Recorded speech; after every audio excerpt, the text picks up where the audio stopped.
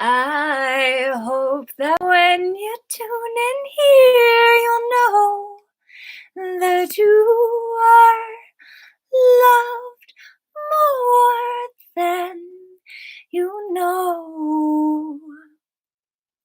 I say to you, if you are willing to do what's required of a soul, it's to go inward.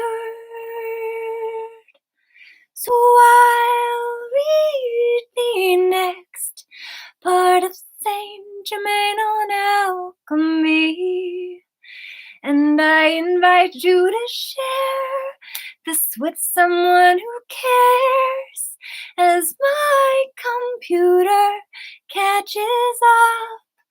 I hope that you will have a chance to know you're loved. It's true. I hope that you will join the fun with me as we go deeper down the rabbit hole of love so high. I am so grateful that you are choosing to come on a journey with me into alchemy tonight for the next part of Saint Germain on alchemy. I know that on this day where the not seeing plan, not see, it's the play on words that we all have to say, hey, that makes a lot of sense, because from what I understand, this is the Nazis' backup plan in case they didn't win the war militarily. So let us learn how to actually alchemize that which is unfolding now before hopefully too many are sacrificed in this crazy experience that I hope you're making it through with sanity, and also understand that awakening is a maddening process.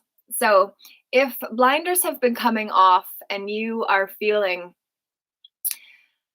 like the truth is stranger than fiction, welcome to the blue pill lurs who swapped and took the red one, because that's collectively what's called for in the cult you are, we share, and must rally in order to actually drop all of the walls that have kept us safely separate from one another and our own selves, for us to be able to drop back into the heart center of who and whose we truly are. And Saint Germain gifted humanity with the violet flame, which is a way that we can actually burn up the karmic seeds of our own selves within ourselves. My disk was not ejected properly of my hard drive. Go figure. I wanted to show you the chart of the divine self, which has us at the bottom with the violet flame around us. What is going on, I wonder? Oh, it's too powerful. The system is saying, wait, she's waking people up to their own remembrance of who they truly are. This is a image of the divine self. If you are not familiar, Michael Seegers and I have the Michael and Laura show, where we've done a whole video on the violet flame. So you'd be welcome to check that one out. And that was the gift that Saint Germain gave to humanity to ensure that we could transmute the karma that is currently playing out. And having just had a walk with a friend who is very gifted and skilled as a fellow medicine woman, shaman, one who is true and aligned in the heart, and brought out my story and things that I could feel myself getting agitated with as I process some of those unhealed wounds that are ready to be released. And so I'm being honest in that because I know that I'm not alone based on other groups that I am part of, where people are getting very upset at what is unfolding, and we have every right to, and yet that is not where our power is. So as we experience those triggering experiences, that's when we have to understand that it's showing up so that we can heal it, and we have to be grateful and be graceful with ourselves because it's showing up to be a lesson as a teacher, to gift us with the experience of what we previously pushed down and now are being called to let rise. On my way home, I was late in getting to this reading tonight, so thank you for your patience if you were waiting for me, though I don't know whether that is in fact what you were doing on your Thursday evening, but if you were, I did sing a song on my way home as I was delayed, and it started out when I was listening to the Where's the Love song that is very poignant and significant. And so I will be posting that to YouTube after this message, but I will get to the point of tonight and simply say thank you for tuning in. Please be graceful with yourself. When triggers do show up, please recognize that we have tools to transmute them. The violet flame gifted to us by Saint Germain, the man of the hour, literally. That was a gift that we were all given, and you're not alone.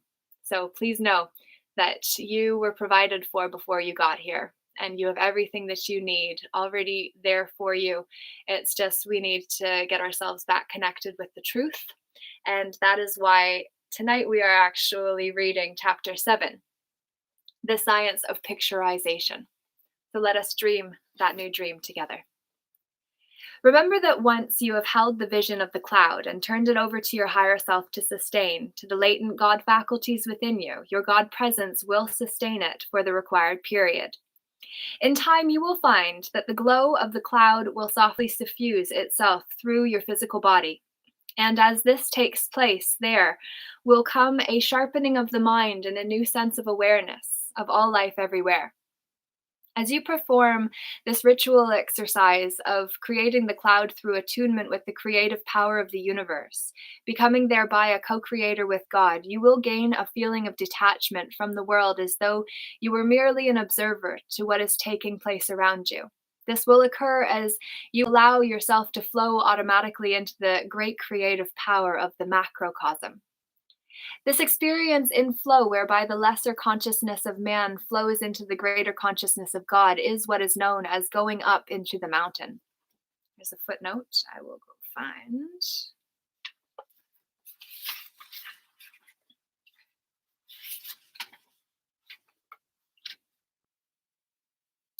That's from Matthew 5:1. It is called a mountaintop experience because through it, man discovers the summit of his being, the place where the lower self is wed to the higher and matter and spirit merge. Therefore, throughout this ritual, your consciousness must be kept pure, charged with love, aware of the infinite potential of the cosmic mind of God, and completely identified with the constructive momentums. If there is an introduction of hatred or even mild dislike of anyone, or an attempt to interfere with the cosmic flow of the infinite plan through any part of life, such activity will, of course, create a karmic situation that will prove most unfortunate to the individual who allows his energies to become so engaged. Those who have irresponsibly used alchemical techniques, whether in ignorance or with the intent of bringing harm to other life streams, have in fact brought about great harm to themselves. Others who harbor feelings of criticism, jealousy, and irritation concerning the actions and accomplishments of friends or foe may create just as much harm as those whose malice is intended. Gossip itself is one of the most deadly forms of black magic and can bring about the physical death of its victims. Seeing that all harm eventually returns to the one sending it forth, would it not be well for all true alchemists to take the vow of harmlessness, at the same time recognizing that the defense of truth and freedom sometimes necessitates making a choice between the lesser of evils? I urge then that all understand the need to magnetize the grand design of God for all parts of life. Naturally, everyone cannot be expected to be in sympathy with your aims. After all, on the great ladder of souls ascending progressively, hopefully toward the light of purpose, there are many levels of attainment. None should condemn those of lesser understanding or do aught except to emulate those of greater understanding. Above all, do not be jealous of those who may be more successful than you in their application of the science of intermediate alchemy. Remember that it is practice that makes perfect, that it is motive that transfigures design, that it is beauty that transfixes the soul. Thus, the loving purposes of God come to fruition in man as he originally intended them to do, for the Garden of Eden was a place where the beauty of communion with the Lord and the understanding of his laws could be imparted to men.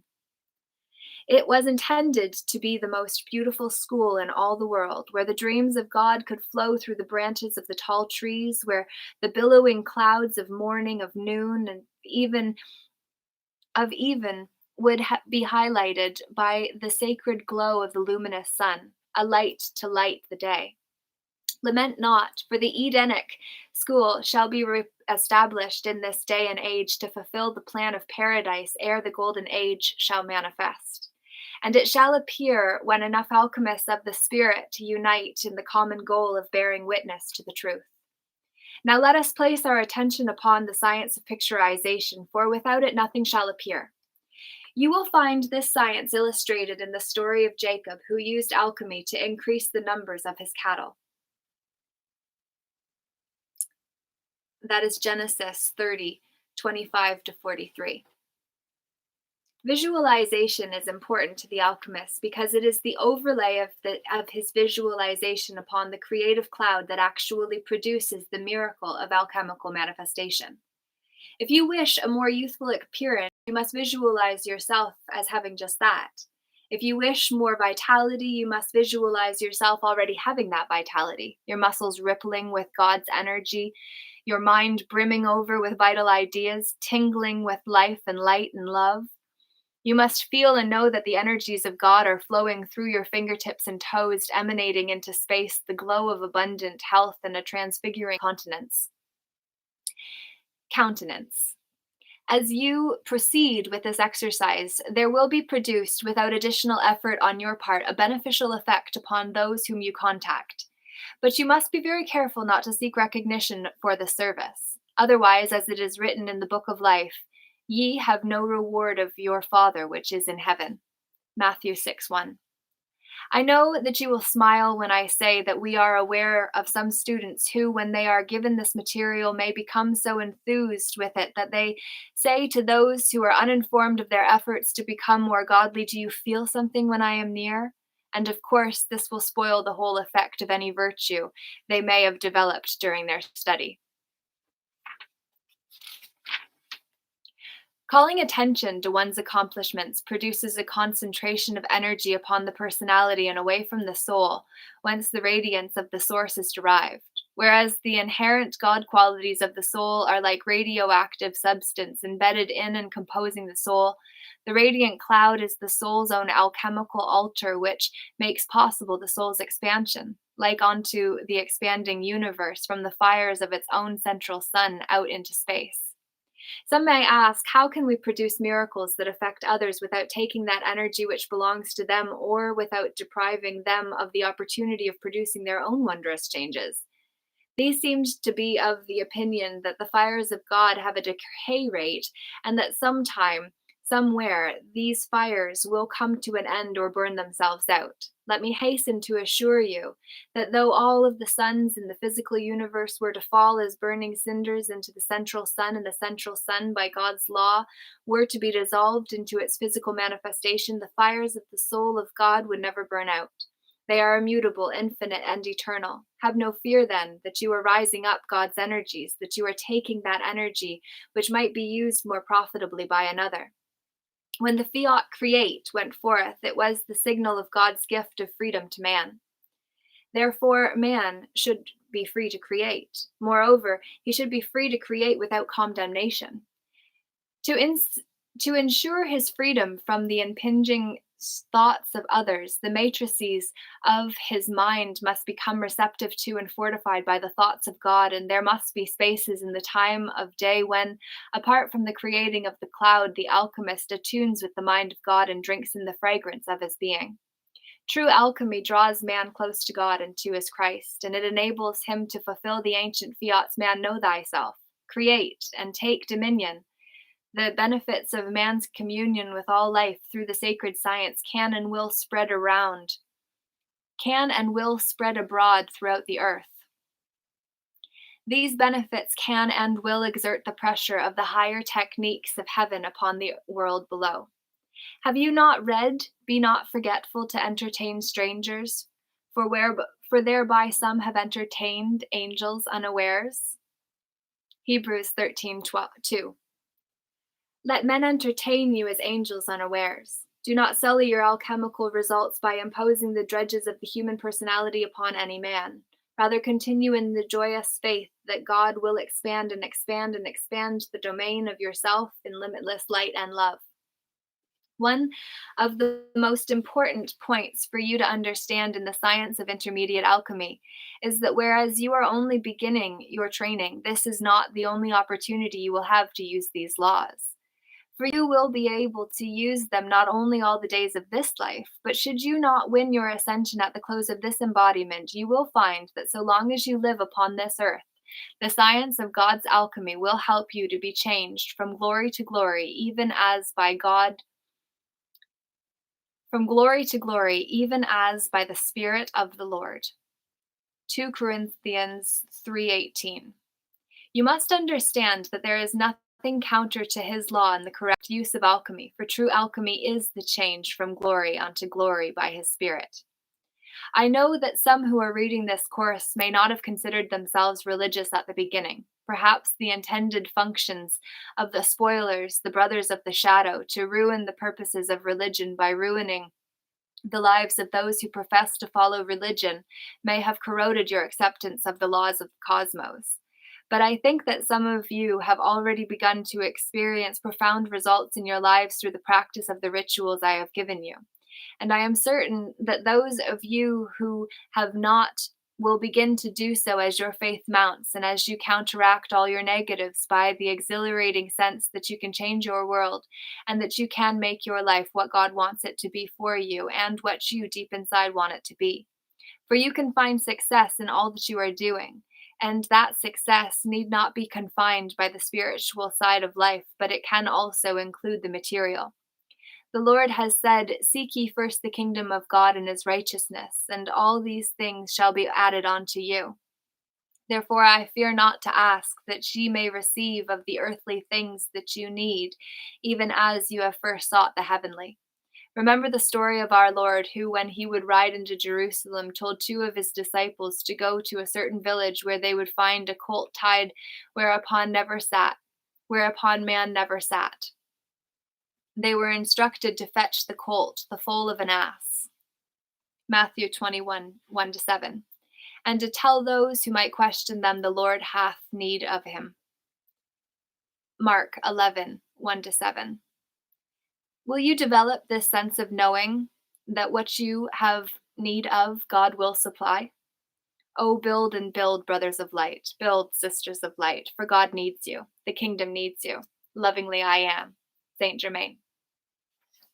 Chapter 8. What alchemy can mean to a decaying world. I want to say, too, Carolyn Mace actually says that religion is the tribal experience of the divine, and spirituality is the individual's experience of the divine. So I just want to put that forward and leave it with you. Chapter 8. What alchemy can mean to a decaying world. The moon rules the night side of life and is the lesser light, the reflective light of the solar energy of God. In its reflective state, it exerts enormous control over the tides and over the water element. Luna, the moon, the great whirling satellite that rules the night, governs in part then the emotional body of man and can easily become either his greatest enemy or his best friend. For when properly harnessed, the energies of the moon, being put under his feet, Revelations 12:1, can help him to achieve alchemical control over his emotions, over his energy in motion. Let us see how this is so. The moon reflects the astral body of Earth. When dealing with the moon, then, we deal with the reflected light of the sun. When the astral body is under the dominion of the Christ, its power becomes limitless. When its purified energies are magnified in turn by the moon, which is nothing more than a giant reflector, their power is multiplied in almost infinite proportion. But until such time as the mass consciousness is ruled by the light of the sun instead of being ruled by the night, the moon will reflect the astral effluvia of the planet. Thus, men will continue to be the victims of their own horrendous miscreations, and to an even greater degree during the cycle of the full moon. Now, the alchemist uses his purified consciousness as a reflector of solar energies, much like the moon reflects the light of the sun. The waters of his mind reflect the light of the day and the night, even as the waters of the sea reflect the golden pathway of both the sun and the moon. But the Christ consciousness, the prism of purity like the sea of glass, Revelations 4:6, 15:2, filters out the impurities of the moon even as it refracts the light of the sun. All energy being God's energy, the humanly misqualified energies reflected by the moon, sent back to the earth from whence they came according to karmic law, may be freed from the impositions of the carnal mind through the process of transmutation. They may be used to create in the tradition of the great alchemist more perfect works of art until the patterns in the heavens transform the patterns in the earth and the moon becomes a golden orb of rarefied power. Most of you know only too well that when your emotions become disturbed over outer conditions, feelings, or concepts, there is a moment when you are yet able to wrest control of your energies from your own emotional body. Subsequently, if these energies are permitted to continue to rage unabated, that moment of control is lost, and then it is easy for people to do, to think, or to say that which they will one day regret. Conversely, most of you are aware of the great joy and peace that has come to your souls when you have been able to accomplish something for someone else. This happens because deep within yourself there is a loving desire to serve your fellow man. This desire is what prompted the descent of the Christ, the Son of David, in his role as the Messiahs of old. The shepherd king, a man after God's own heart, communed with God and prepared himself for greater service as he tended his sheep. Nowhere was the luster of his soul more apparent than in the beauty of his meditations upon the Spirit of the Lord recorded in the book of Psalms. One of the most skillful ways in which the tired businessman or executive, the frustrated mother or wife, the confused young man or woman can find integration and wholeness for themselves is to develop the discipline of being able to direct their emotions to do for them exactly what they want. Such discipline will completely change their outlook, for they will then face life with joyous expectancy, not with dissatisfaction. For example, if it is love for another that you would express, then you must always guard against that love which is selfish, which would exact from the beloved the expectancies of your own mind and heart without ever understanding the givingness of love. In order to love as God loves, you must first give freedom to all parts of life, including yourself. And then you must place your trust, as does the nestling bird, in the heart of God, in the heart of goodness and mercy. Having given all, you will then receive the most joyous eternal gifts from God that you could ever imagine, and some even beyond that which you could imagine. These will come not only through the chalice of your own heart, but also through the hearts of your compeers. If then you would truly love, you must learn to discipline the base emotions of selfishness, envy, jealousy, resentment, stubbornness, and ingratitude. We urge, therefore, at this juncture in our alchemical studies, that the control of the emotions be considered, for the emotions will play a very important role in the creative cloud action which we are considering and out of which we are functioning. The only way to be truly happy is to give oneself totally to the universe and to God, at the same time being aware of and expecting from God the return gift of one's real self. One of the greatest dangers in the religious quest has been brought about as men have given themselves to God, thinking that that was all they had to do, not understanding the responsibilities of free will, that they then acted the part of the nebulous ninny. Having no will of their own, they would flip and flop back and forth, blown by every wind, obsessed with what we will call the law of uncertainty. For if the trumpet give an uncertain sound, who shall prepare himself to the battle? 1 Corinthians 14:8. Men should understand that although their surrender to God be complete, following surrender they must wait for the fiat of bestowal that is pronounced by the God presence as a restatement of the blessing given by God at the birth of his offspring. Thou art my beloved Son. This day have I begotten thee. This takes place when one has relinquished the control of his four lower bodies to his Christ self, thus enabling his true self, the Christ, to obey the fiat, take command over the earth being one's own footstool kingdom, the four lower bodies.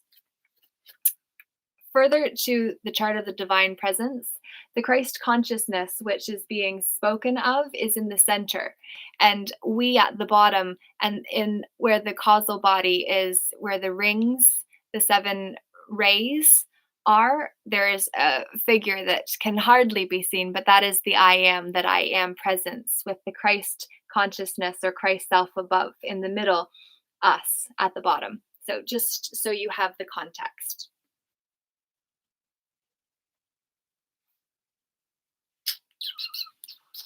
I hope you guys are doing wonderful tonight. I lost my place, and that's all right. It happens. Remember that even Jesus the Christ came to the moment of his anointing. The Holy Spirit descended, and the voice of God renewed the ancient covenant. This is my beloved Son, in whom I am well pleased. Matthew 3:17. This is the timeless fiat of creation uttered from the foundation of the world, reconsecrating the soul who has pledged to renew in service his vow taken at inner levels to do the will of God. Therefore, where man's right to function as the Son of God is restored, the moment of creativity is born because he has once again recognized the power of God's love to forgive his sins, to set aside his karma until such time as he has gained enough self-mastery to stand, face, and conquer his human creation.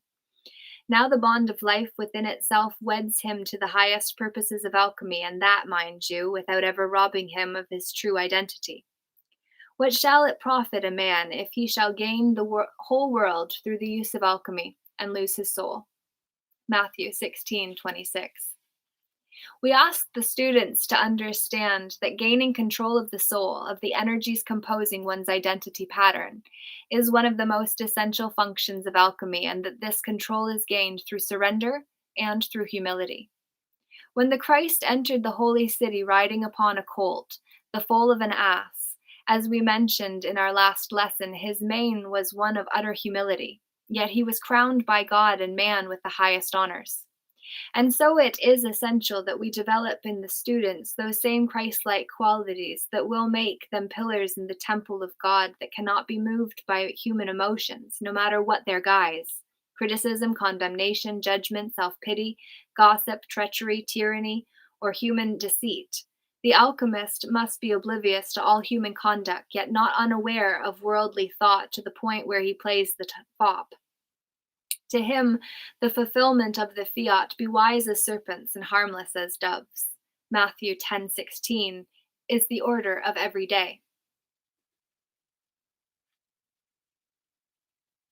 Oh, I was going to say, Carolyn Mace also made mention that Jesus was born in a manger, not to put mangers on the map, but to simply say that magnificent things happen in the seemingly ordinary. So that is truly what is extraordinary about miracles. They show up seeming to be nothing, in the same way that it is said that be careful of who you entertain, for you may be entertaining angels. But as we are concerned with the sinews of mission and the mission is freedom for all. If we would have freedom be the joy of all, then we must give freedom to all, for then none can exclude freedom from us. It is therefore to the passions of freedom that our experiments in alchemy must be dedicated. We must rise to emotional control, for when God said, "Take dominion over the earth," he meant individual dominion over one's energy bodies, over one's energies, one's consciousness, and one's four lower bodies. Collective dominion comes about when the contributing spirit of the group, the nation, the planet, recognizing all that it has received from life, joyously offers itself and all that it has received to the great spirit of life. At that point, man, the individual, and man, the collective unit, ponder the enrichment of the real self and the true mystical identity of the group through the increase of individual talents. These gifts of God, when multiplied, are like stars in the firmament of being that glow in the grand design of universal destiny. When man becomes one with God, he realizes that he truly is God. This is not blasphemy, but the fruit of total surrender.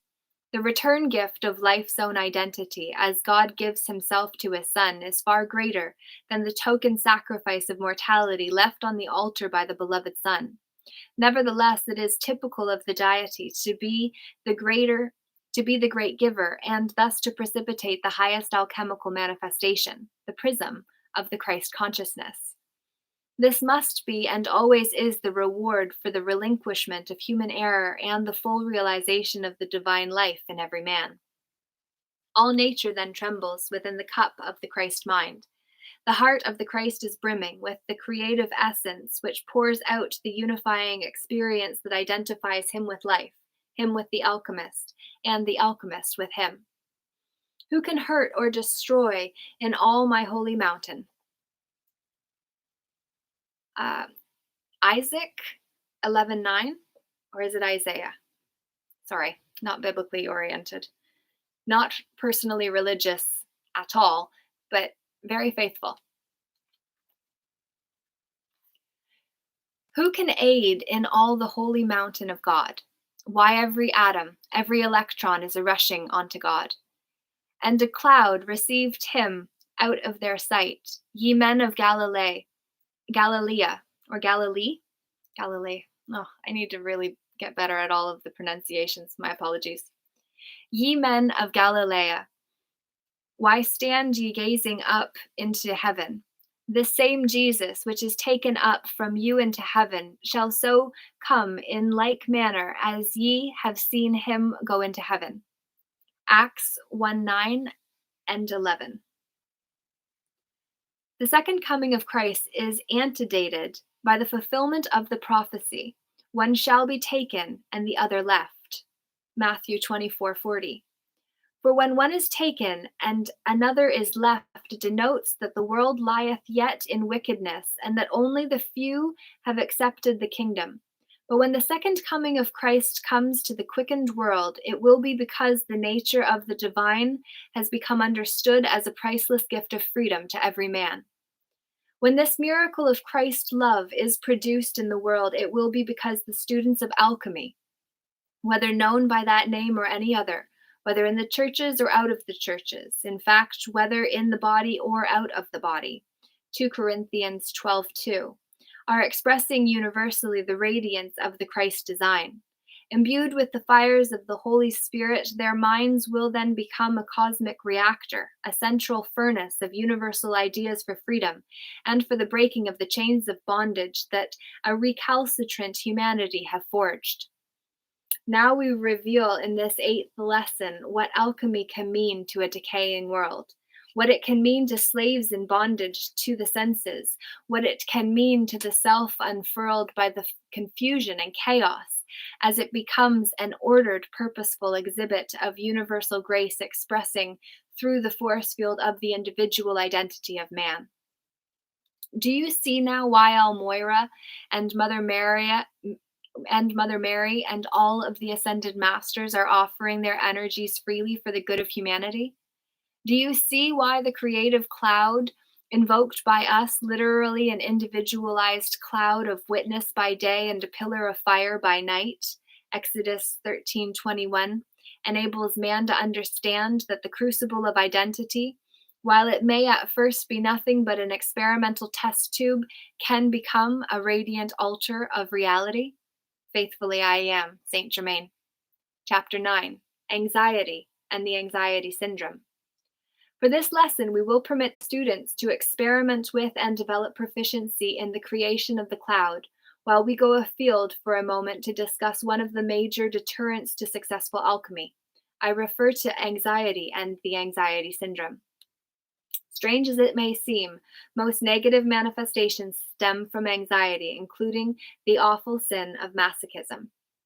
Saint Germain is using the term in its broadest interpretation, pleasure in being abused or dominated, from Merriam-Webster's dictionary.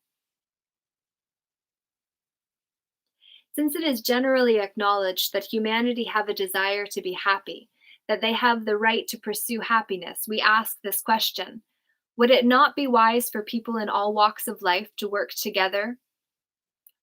Would it not be wise for people in all walks of life to work toward the healing of those conditions which they bring upon themselves through their unfruitful anxieties? We avow that there are lawful concerns, and that men and women should make reasonable provision for their future and for eventualities which they know from personal experience may arise. But it is so unnecessary for them to become apprehensive about life in general, or even life specifically, to the point where their apprehensions unbalance their thinking, their emotions, and their entire psyche. Anxiety is the great warp of life. It warps perspective without producing any perceptible benefits whatsoever. Anxiety is the cause of people's tendency to hoard the goods of this world. Like frantic squirrels, they pile up their winter's supply of nuts. They accumulate an oversupply of every imaginable item, and they deprive themselves of happiness by their unwarranted concerns and their unnecessary and time-consuming preparations for every eventuality. Just as we do not expect that the students will cease to be providential, so we do not expect that they will become unduly involved in anticipating a doomsday that never arrives. Anxiety is a symptom of insecurity. It stems from man's incorrect concept of himself and from his lack of perspective. Many people feel unfulfilled, unloved, unwanted, and they are not sure of just what they should be doing with their lives. Their uncertainties under adverse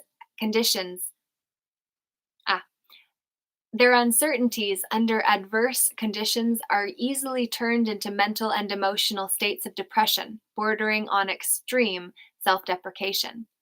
Considering these facts and bearing fully in mind the power of creative energy, we have decided that before going more deeply into our study of alchemy, we shall advocate for all of our students an utter mental, emotional, and even physical catharsis. We shall achieve thereby a purification of the consciousness and being of man, an emptying, if you will, of unstable conditions, so that our alchemical creation may take place under the most sterile and clinical conditions possible. You see, it is so easy for a negative ingredient to creep into our formula that we must take every possible precaution before we begin our experiments. Without first purging ourselves of all undesirable qualities, we would find ourselves with the best of motives, amplifying our negatives instead of our positives as we proceeded to employ the wondrous power of alchemy. This is one of the problems that arise among those who follow some of the so-called mystery schools, where the ego is catered to at the personal level instead of being disciplined at the impersonal level. As these students develop soul power, it is inevitable that they amplify their negative momentums along with the great positive qualities which they seek to manifest. From whatever is in their worlds, or for whatever is in their worlds, when they are brought into direct contact with the sacred fire, must expand, even as their total consciousness expands. In some cases, the negatives completely cancel out the positives, and many times, because of earthly affinities, the additional boost of power that comes about as the result of experimentation will make a magnet out of their negatives, even when they are completely involved in the divine search. Thus will their own negative momentums hidden in the recesses of their subconscious minds draw to themselves more of their kind from the thoughts and feelings of others. This phenomenon is often the underlying cause of disharmony in religious groups. Now we earnestly desire to have the body of God upon earth forewarned about these conditions, for unless the deterrent forces which are embedded in the psyche of man are brought under the power of divine grace and emptied in their content, i.e., example of the misqualified energies which sustain their forms, they will appear as haunting specters, waiting to devour the offspring of all benign activities and to literally turn man's light into darkness. We would do the opposite. We would create in the lives of the would be alchemists the transmutative effects that will enable them, through awareness and through dedication to the Christ spirit of living harmony, to manifest all good things under divine control. Thus shall divine grace fill the temple of the mind and heart of the alchemist and make him truly a wonder worker for God. How many times have we seen concern for his fellow man take shape in the consciousness of the student? As he gazes upon world conditions or upon the problems of his own family, he is often almost obsessed with the desire to produce the miracle of saving grace for his loved ones, as well as for those who are in need in the world around him.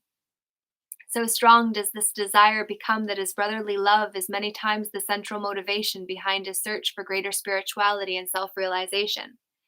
Ours is not to discourage those who would serve, but to help them realize their objectives in peace and in honor. Therefore consider the lilies of the field. They toil not, neither do they spin. And yet I say unto you that even Solomon in all his glory was not arrayed like one of these. Matthew 6:28-29. The care of God for the birds of the air, the great abundance manifest in nature and in the lilies of the field, shows the supreme God, the supreme value that God places upon each of his children. Let us look to him then to teach us how to meet the needs of our brethren here below. Anxiety stems from a lack of faith in the ultimate purposes of life. The hard experiences that have come to many in childhood and in later years, creating stresses and strains and producing the fruit of bitterness, have prevented their development of that refined spirit which would enable them to shed their anxieties. In reality, the lessons Jesus taught on the Father's watchful care for man and nature should give all the understanding that will heal their insecurity, their anxiety, and their personal pain involving the mind and self. This healing is brought about through the overpowering radiance of God's loving concern for every man. I urge, therefore, that all students take into account the tender care and consideration of the universe manifest in the wondrous working of the physical body when it is not interfered with by human pollutants. And I urge that they then make an attempt throughout the coming days to heal the breach caused by their sense of separation, the separation of the individual from his true identity and hence from the Eternal One. In him you live and move and have your being. Without him, you have neither life nor identity. Ask yourself this question. Is it wise for you to pollute the divine identity by the intrusions of self-will and self-indulgence? Ask yourself this question. Have you really given the Father a chance, or have yours been an on-again, off-again vacillating attempt to realize God? There is nothing complex about the origin of the soul and its everlasting communion with him. To become as a little child, then, as we shall see in our next lesson, is to prepare the way for the greatest manifestations of alchemy.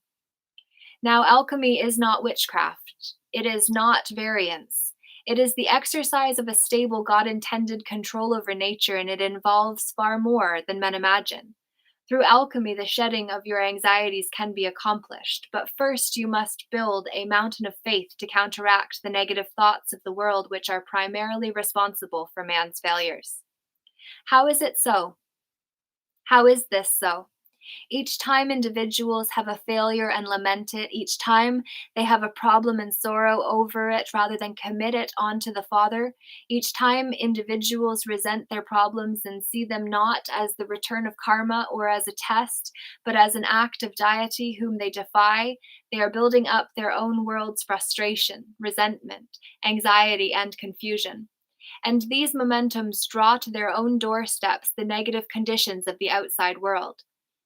If ever there was a secondary enemy to anxiety, it is confusion. This too can and should be healed by the fires of the Christ mind, for we know that the Christ mind is calm yet capable of focusing the fiery energies of the Creator to overthrow evil, both in the self and in society. But let us make clear that this is a fire whose burning is controlled by the mind. It can be slow or fast, it can leap like a young deer and take its freedom, its dominion, its God control, or it can stand in midair like hieroglyphs of living flame and say to all that would hinder the alchemical manifestation, pass no further. I urge you to consider then the negative thought pools of the world with a view to disengaging your energies and your activities from involvement with misqualified energies contained therein. And I urge you to make your God determination that you are going to clean your consciousness inside and out of all residual substance, which is there as the result of your contact with the cesspools of human consciousness. Anxiety must go. It must be replaced by faith and solemn confidence in the outworking of the divine plan. This certain knowing, I say, is a happy state. When you begin to understand fully what I mean, you will see that the developing of this confidence in the real is one of the greatest ways in which all deterrence to successful alchemy can be vanquished. In fact, all deterrence to abundant living can be knocked down as you cease to fight as one that beateth the air. 1 Corinthians 9:26, as St. Paul once said. You were born to win, and I say this to counter the lie that man was born to lose. And if you will make this statement, I am born to win. I am born to win. And as an act of supreme faith, it will overcome the world's consciousness of failure, a deadly weight of sin, if there ever was one. It does not matter what problems you have faced, for even the most dire situations will yield to the mighty force field of God potency that will be built up through your practice of spiritual alchemy. But why should man draw God's energies for alchemical experimentation and creation when his own world is still full of the miscreations of the mass mind and the weeds in his garden that will choke out his efforts and destroy the good fruit as well? I do not mean that you should not continue your experiments with the cloud. I do mean that you should understand the duality of life and realize that anxieties must go. Naturally, I add. But in order for this to take place, you must take the conscious determination that it shall be done. And if you do, I promise you that your experiments will not only be purer and more successful, but also that they will produce happiness and the fruits thereof for yourself and the whole human race. Oh, we have so much more, for each master loves each servant son. For freedom to all I remain, Saint Germain. And now we come to page 222, chapter 10. Nature yields to the childlike mind. This will be the last chapter for today, and it's not too long. So thank you for tuning in today. Please do like this video if you will. It does help me because I have been shadow banned most social media places because the good work that is being done with reading works like these are something that the Matrix would not like for us to be able to do. So I do appreciate your subscribing to my channel if you're not already subscribed on YouTube. And if you do like the video, it does help me and I appreciate that too. So thank you. Chapter 10, Nature yields to the childlike mind. The most important key we can release to the alchemist at this stage of his development is found in these words of Jesus. Whosoever shall not receive the kingdom of God as a little child shall in no wise enter therein. Luke 18:17. All of the pristine beauties of nature, the ethereal highlights whose gentle glow can be sensed by the budding spiritual faculties of the children of God, hold as their essential content the sweet creative longing of a child. I do not wish to disabuse the minds of the children of men who have held such high and mighty opinions of the masters of cosmos of any false glamour with which they have clothed our office under the Godhead, almost as a gilding of the cosmic lily. However, I do feel the need to point out, not only from my own experience, but also from the experiences of those who are above me in the hierarchy, that the higher we have gone in our contact with the deity, the more childlike, the more simple, the more beautiful has been his representation. Therefore, we conclude that the innocence of nature herself is perhaps the greatest key to her potential for wondrous alchemical creations.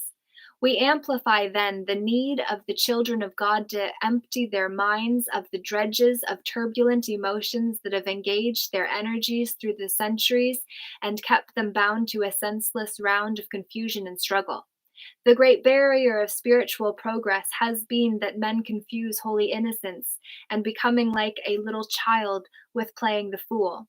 The highest masters are childlike, sweet, and innocent. Nevertheless, when functioning in the world domain, they sharpen their worldly senses in order to execute judgment in human affairs.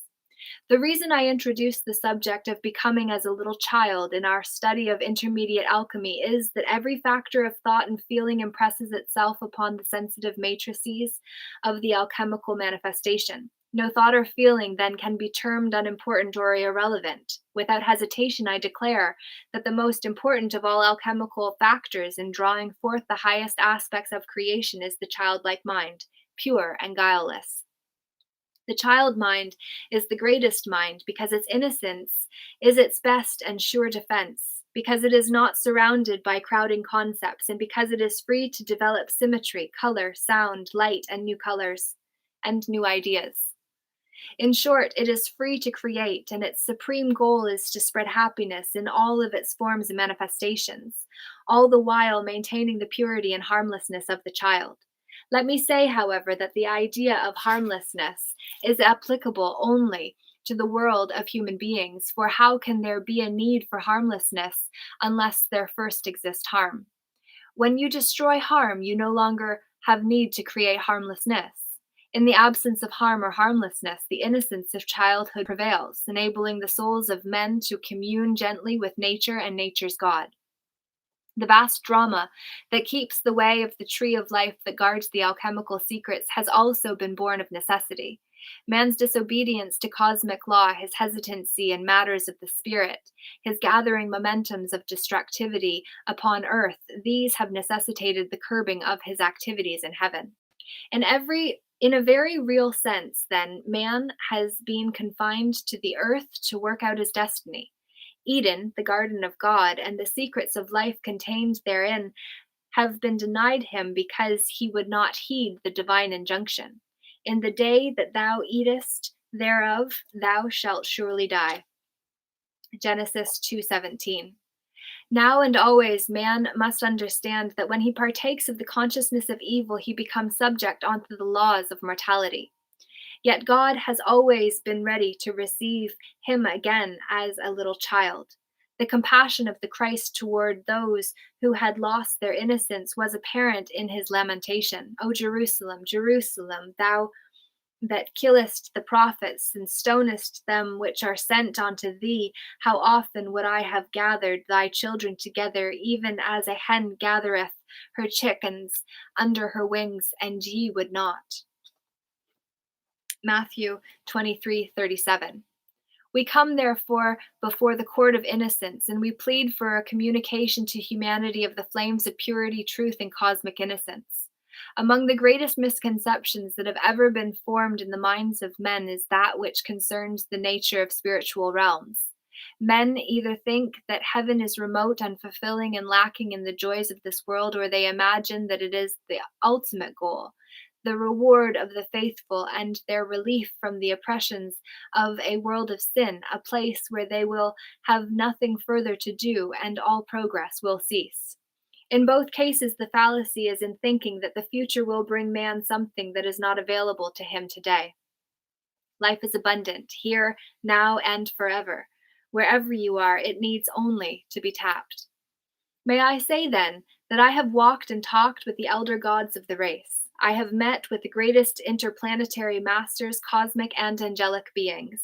I have attended ceremonies in the grand halls of the retreats and strolled the cosmic highways. In short, I have had the most wondrous experiences since my ascension, and with me still is the memory of all of my earthly experiences prior to my ascension. But none of these are worthy, even the highest of them, to be compared with the experiences I have had in the mind of the divine man-child. Thus should the alchemist realize that neither heaven nor earth can give him that which he has not already found within himself. Truly, eye hath not seen, nor ear heard, neither have entered into the heart of God the things which God hath prepared for him that love him. 1 Corinthians 2:9. What a pity that more cannot shed this false sense of a far-off and future good. The secrets of life are to be found here below as above. The changing of base metals into gold would produce only earthly beauty and earthly wealth. But the changing of the base nature of man into the refined gold of the spirit enables him not only to master the world of spirit, but also to take dominion over the material world. If all power in heaven and earth is given unto me, Matthew 28:18, then I can give it to whomsoever I will. Let me say again. If all power in heaven and earth is given unto me, then I can give it to whomsoever I will. Yet would I will it? Okay, I don't know what's going on. Yet would I will it? Yet would I will to give it to those who would abuse and misuse it to the hurt and harm of their brothers? Why was the flaming sword placed at the east of garden? I don't know whether I'm tired or what. Why was the flaming sword placed at the east of Eden? Genesis 3:24. Why was the continuity of existence interrupted by death? Why did illness, warfare, and brutality flash forth and take hold in human consciousness? Why was anger sustained? Was it not because people have been afraid of loss of self-respect, loss of individuality, loss of relativity? Actually, what have they to lose? Nothing but their fears, nothing but their negatives. For that which is tethered to reality can never be lost. Let men learn to empty themselves completely of their attachments to the earth. So shall they begin to enter into the childlike mind and spirit of creative innocence. The greatest angels who keep the way of the tree of life cannot deny those who have reunited with the holy innocent mind of God access to Eden. How can they then deny it to the divine alchemist in man, who in honor reaches forth to take the fruit of the tree of life that he may indeed live forever? The meaning of the allegory is quite simple. So long as man lives according to the earthy, according to the concepts of flesh and blood, he cannot inherit the kingdom of heaven. 1 Corinthians 15:47-50. He cannot sustain the heavenly consciousness. But when in childlike innocence he enters into the divine domain, he finds that all of the universe is his, for now he belongs to all of the universe. This sweet surrender to the mighty currents of cosmic law and purity shows him the need to transfer from the higher octaves of light into the lower ramifications of self, the power and the glory, the victory and the overcoming, the transmittal and the transmutation. He must shed the glitter and the glamour. He must replace it by light and purity and do all things well. He must seek for the spirit of excellence. He must forget limitations and all things that are behind. He must have faith in that which he cannot see. He must have faith in that which he cannot yet see, and know that nature herself holds the cornucopia of loveliness and light waiting to be showered upon him when the magic word is spoken. How beautiful then is the cloud of witness, but how important are harmlessness and simplicity, how towering is faith, how gentle. Sweet yet mighty is the faith that moves mountains. Because we are approaching a time of greater discovery, I have carefully prepared the mind and consciousness of the students for the most beautiful experiences in the world, but I have not kept them confined to the domain of temporal life. I am creating in you states of inner awareness that will assist you in evolving spiritually, whereby even if the body were shed, the mind of the Holy Spirit would flow through you and teach you the way of the Christ, the way of the Helper, the way of innocence, and the way of happiness.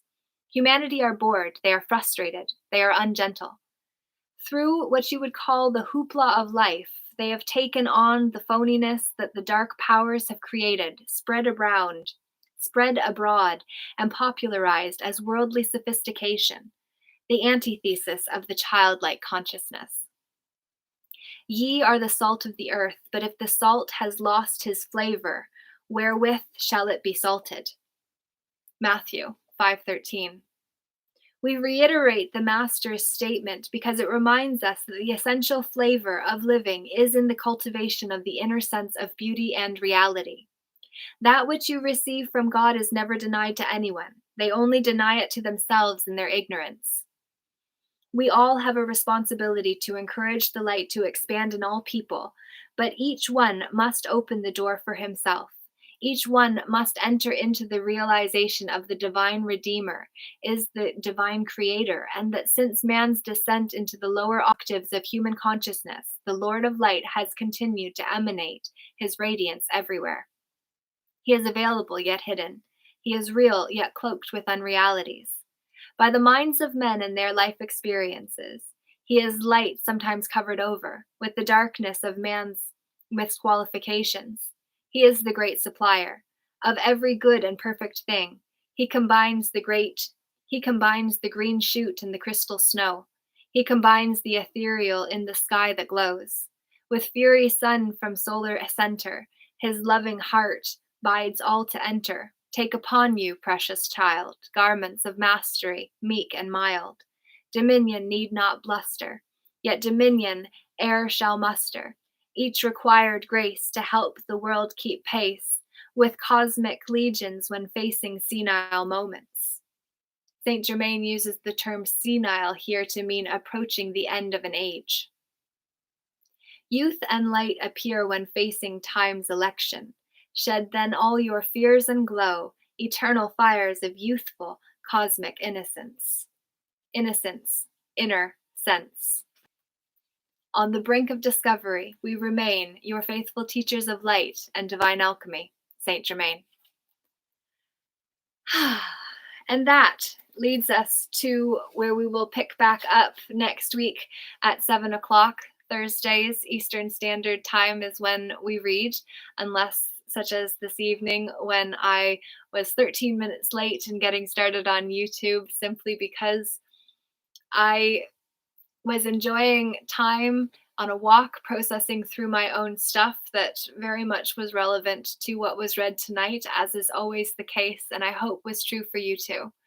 Thank you for making comments, Chad. I appreciate your participation and support as always. And for those who did like the message, hopefully that will inspire others to do the same too. And in the end, all of this I do for you because I need it too. It's a way to hold myself accountable to work through the pages of an incredible work, one of the 4 foundational pillars of the teachings of the Ascended Masters, of which Jesus was one that most are familiar with, and Saint Germain, both called the way showers of the Aquarian age. And that is what we are in, with a chance to bring down the golden age that is out of this world so far as what we can see it. And yet that is why we must together dream the dream that allows us to seem more than we are, because we always were. It's just all those veils, energetic veils of evil, veil, that keep us separate from the truth of who and whose we truly are.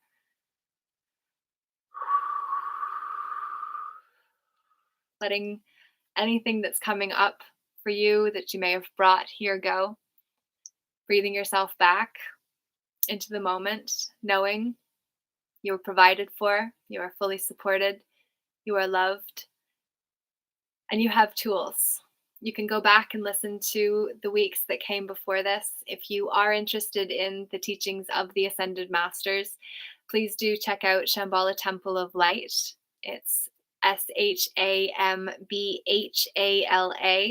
Temple of Light. And Michael Seegers founded that in 2007 and has been instrumental for me over the last year since we were introduced, where we then started the Michael and Laura show simply because I wanted to know more of what he had to share, and felt as I sat there first for 6 hours, or 9, I believe the first time was, in fact, where he shared the information, and I can take in maybe more than others who have not been so devout in studies of out of the box thinking. And yet, as I sat there, I felt the need to share. And so that's why we created the Michael and Laura show, where you can gain access to information about Jesus. We just did 2 parts, including the Ascension and what that process is, on Good Friday. So you can find that in the playlist on YouTube, The Michael and Laura Show. And we've also done a video on the chart of the divine presence. We have done it on the violet flame. We started with introduction to the Ascended Masters.